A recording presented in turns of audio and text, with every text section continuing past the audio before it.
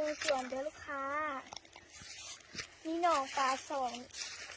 หนองมีต้นไผ่หลายต้น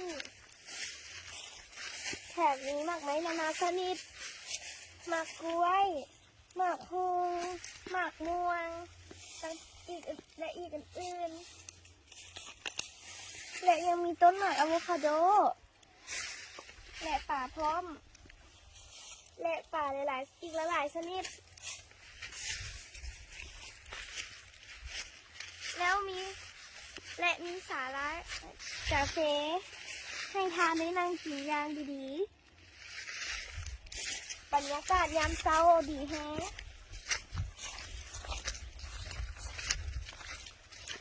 คุณรอป่าน่ะ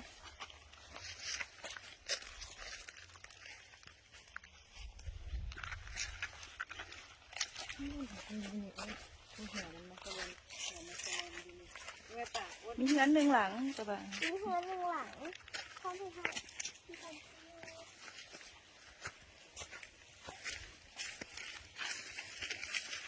มีต้นหมักม่วง